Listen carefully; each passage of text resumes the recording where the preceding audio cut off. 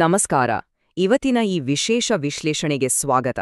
ಇಡೀ ದೇಶವನ್ನೇ ಬೆಚ್ಚಿಬೀಳಿಸಿದ NEET UG 2026 ಪರೀಕ್ಷೆಯ paper ಸೋರಿಕೆ ಪ್ರಕರಣದ ಬಗ್ಗೆ ನಾವಿಂದು ಮಾತನಾಡಲಿದ್ದೇವೆ.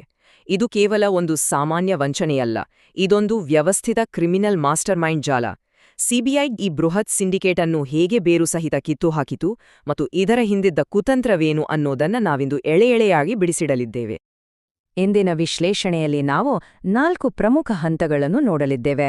ದೇಶಾದ್ಯಂತ ಭುಗಿಲೆದ್ದ ಆಕ್ರೋಶ, ಸೋರಿಕೆಯ ಅಸಲಿ ಕಾರ್ಯಾಚರಣೆ, ಸಿಬಿಐನ ಬಹುರಾಜ್ಯ ಕಾರ್ಯಾಚರಣೆ ಮತ್ತು ಅಂತಿಮವಾಗಿ ಎನ್ಟಿಎ ವ್ಯವಸ್ಥೆಯ ಪುನರ್ರಚನೆ. ಬನ್ನಿ ಶುರು ಮಾಡೋಣ. ಸರಿ, ಮೊದಲನೇ ಹಂತಕ್ಕೆ ಬರೋಣ. ಈ ಸೋರಿಕೆಯಿಂದ ಉಂಟಾದ ಆಕ್ರೋಶ ಮತ್ತು ಅದರ ಹಿಂದಿರುವ ಭಾವನಾತ್ಮಕ ಪೆಟ್ಟು.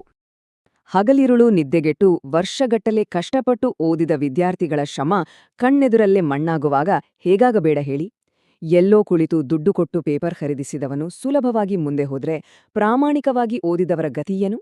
ಇದೇ ಕಾರಣಕ್ಕೆ ದೇಶಾದ್ಯಂತ ಆಕ್ರೋಶ ಕಟ್ಟೆಯೊಡೀತು. ಬೃಹತ್ ಪ್ರತಿಭಟನೆಗಳು ಶುರುವಾದವು. ಇದು ಕೇವಲ ವ್ಯವಸ್ಥೆಯ ಮೇಲಿನ ಕೋಪವಾಗಿರ್ಲಿಲ್ಲ, ಲಕ್ಷಾಂತರ ಕನಸುಗಳು ಭಗ್ನವಾದಾಗಿನ ಹತಾಶೆಯಾಗಿತ್ತು. ಆರಂಭದಲ್ಲಿ ರಾಜಸ್ಥಾನದ ಎಸ್ಒಜಿ ತನಿಖೆ ಶುರು ಮಾಡಿದಾಗ ಹೊರಬಿದ್ದ ಸತ್ಯಗಳು ನಿಜಕ್ಕೂ ಆಘಾತಕಾರಿಯಾಗಿದ್ದವು.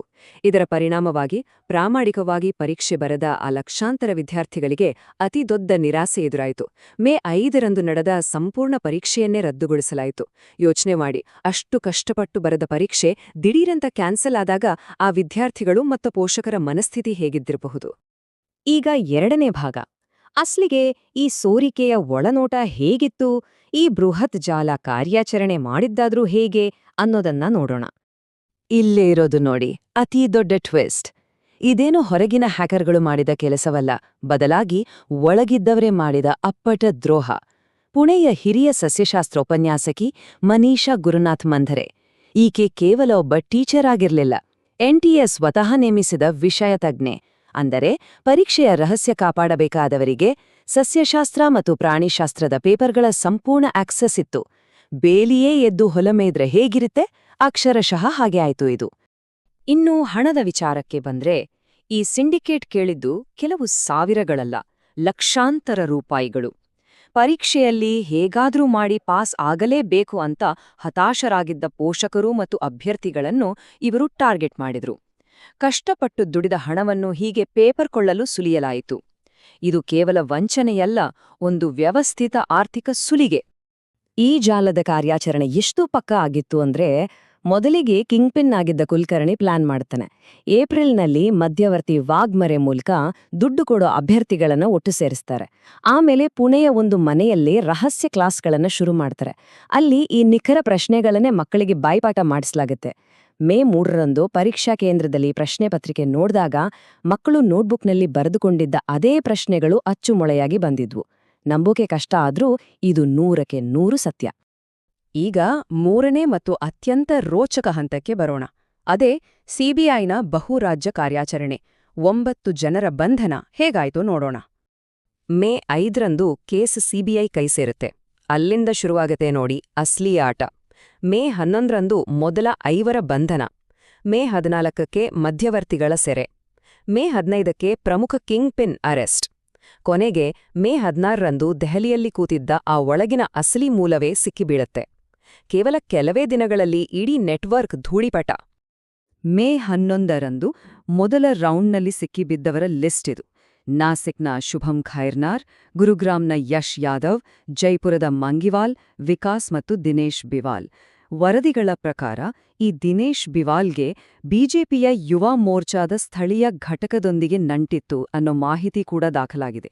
ಈ ವಿವರಗಳನ್ನು ನೋಡಿದ್ರೆ ಜಾಲ ಯಾವ ಮಟ್ಟಿಗೆ ಬೇರೆ ಬೇರೆ ರಾಜ್ಯಗಳಲ್ಲಿ ವಿವಿಧ ಕ್ಷೇತ್ರಗಳಲ್ಲಿ ಹಬ್ಬಿತ್ತು ಅನ್ನೋದು ನಮಗೆ ಸ್ಪಷ್ಟವಾಗಿ ಅರ್ಥ ಆಗುತ್ತೆ.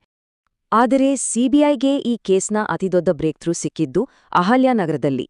ಮಧ್ಯವರ್ತಿ ಮನೀಷಾ ವಾಗ್ಮರೆಯನ್ನ ವಶಕ್ಕೆ ಪಡೆದು ತೀವ್ರ ವಿಚಾರಣೆಗೆ ಒಳಪಡಿಸಿದಾಗ ಅವಳು ಬಾಯ್ಬಿಟ್ಟ ಸತ್ಯಗಳು ಅಧಿಕಾರಿಗಳನ್ನ ನೇರವಾಗಿ ಎನ್ಟಿಎ ಒಳಗಿದ್ದ ಆ ಪ್ರಮುಖ ಮೂಲದ ಬಳಿಗೆ ಕರೆದೊಯ್ದ್ವು. ಅವಳ ಒಂದು ಹೇಳಿಕೆ ಇಡೀ ಪ್ರಕರಣದ ದಿಕ್ಕನ್ನೇ ಬದಲಾಯಿಸ್ಬಿಡ್ತು. ಕೊನೆಯ ಹಂತ ಎನ್ಟಿಎ ಪುನರ್ರಚನೆ.